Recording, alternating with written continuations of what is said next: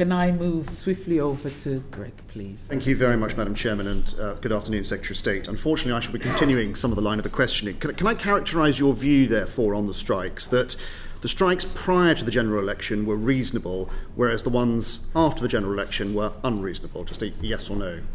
Well, I felt that the previous government was unreasonable by refusing to sit down and negotiate with the BMA for extended periods of time. Yes?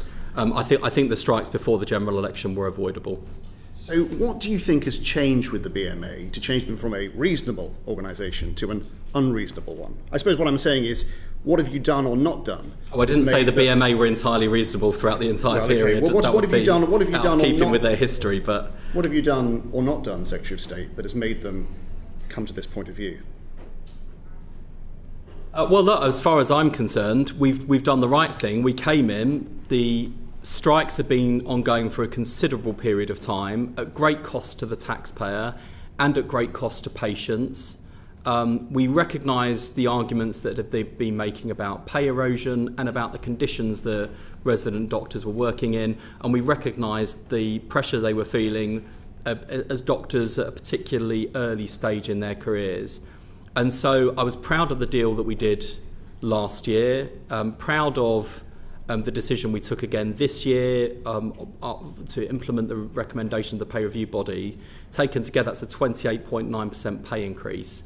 And I would have expected, not unreasonably, that the BMA and resident doctors would think, OK, we might not have got everything we asked for, but we've moved considerably in the right direction, and this is a government we can do business with, as other trade unions do.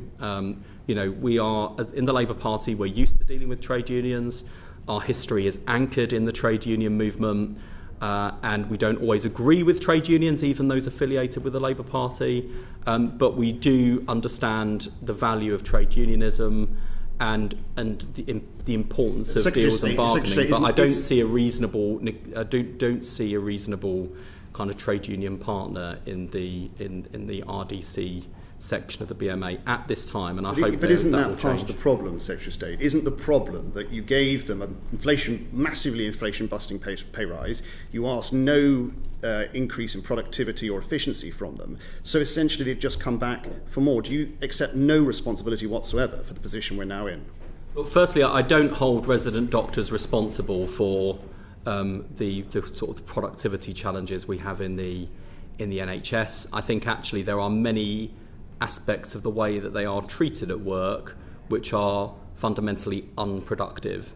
So I don't regret the deal that we struck with resident doctors. I do regret that they are in danger of squandering the opportunity of partnership in favour of a more adversarial approach, which is unnecessary, and I fear will prove self-defeating, because if these strikes go ahead, with the financial costs that are entailed, not to mention the misery inflicted on patients, we have to find that money from somewhere, and that will come at the expense of things that they value. I think you've made that point clearly, Secretary, and I think I suggest we all agree with that point of view. In December 2023, you noted that the then government was giving a higher pay rise to doctors than it was to nurses, and you said it was, and I quote, completely wrong, a slap in the face to nurses, and it seems to me fundamentally unfair. So if the nurses went on strike, would they be being reasonable or unreasonable? Well, I hope that we're not going to get to that position with nurses, not least because we do have a reasonable dialogue and relationship with the Royal College of Nursing, Unison, and others in the agenda for change. I hope we don't get there either, but if we do get there, Secretary of State, would they be being reasonable or unreasonable, given your own previous comments on this issue? Well, we're working with those unions on agenda for change, pay structure reform. That's what we've agreed to do. I think so long as we fulfil our end of the bargain, then everyone will be happy and we can move forward building on that progress.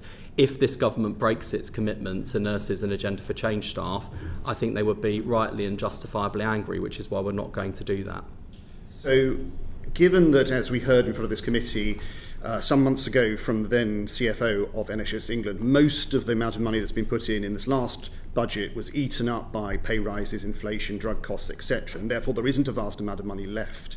Will you commit to having no above inflation increases to any health staff during this Parliament? Well, we firstly have an independent pay review body process. I think that process is working largely well. I recognise that trade unions have a number of criticism about the way the process works, and I'm always happy to talk to them about how the process could be better. I thought, for example, the criticism that the PRBs reported far too late in the year was not just frustration felt by unions, but felt by me too, which is why I suppose what I'm trying to get to, Secretary, is what your view on this is. I mean, I understand the processes, but what's your view? Do you think the public sector NHS staff should get an above inflation increase over the next few years or not? Well, we always take into account the recommendations of the pay review body. What I would say to NHS staff is the best way for us to be able to deal with the pay erosion they've suffered over many years, and to make sure that we have a competitive rate of pay for NHS staff and a decent standard of living for all of our staff, is to make sure that on reform and productivity we're going as hard and as fast as we can. And that's why we've had to make some decisions on things like the abolition of NHS England and bringing ICBs and systems back to balance, which at the moment are causing considerable pain for people involved in that decision-making process, and anxiety. I don't need to cut you off. That's why we have to make some of those choices. A small amount of time. I want to ask you about one other subject. So the Darzi report, the EU Commission said the dire state of social care is among the reasons that the NHS is in a critical condition, and you said at the Labour Party conference there is no solution to the crisis in the NHS that doesn't include a solution for social care. So why has there been really pretty much no inclusion of social care in this 10-year plan? I don't quite accept that characterisation. So social care features insofar as it impacts on the NHS. So we would envisage social care being part of the neighbourhood health ecosystem.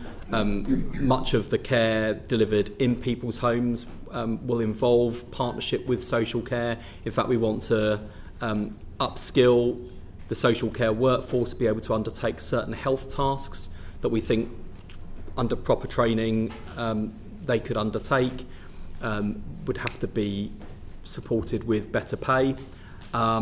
Delayed discharges, really big role for social care to play, and I would expect NHS organisations to look, when commissioning intermediate care accommodation for admission avoidance and accelerated discharge, that we'd be buying more capacity with and through social care. So that's how social care features in the 10-year plan. But of course there is a Casey Commission.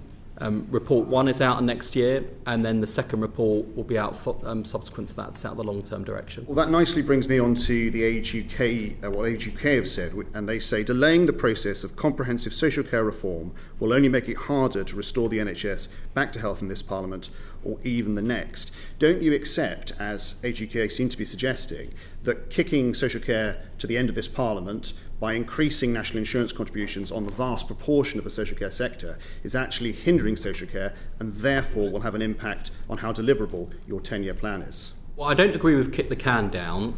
Since coming into government, and we've only been in a year, we have increased the spending power in social care significantly.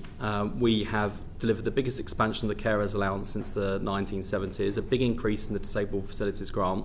We've legislated for fair pay agreements. The Deputy Prime Minister and I will be setting out shortly how they will work in practice and how we're going to roll them out. So that's quite major improvement. I'm not pretending for a moment it's a panacea. I'm not pretending for a moment it's a panacea, but those are meaningful, demonstrable steps in the right direction, and there is more to come. I will. I'll leave it there because I'm sure the chair wants to come in. Final question from me. I have a number of health-related concerns within my constituency of Farnham and Borden. Will you be willing to come and meet some of the doctors and patients in my constituency to hear their concerns? If the diary allows. I'll take that as a maybe. Thank you very much, Chairman. Not that in there, Jeff. Okay.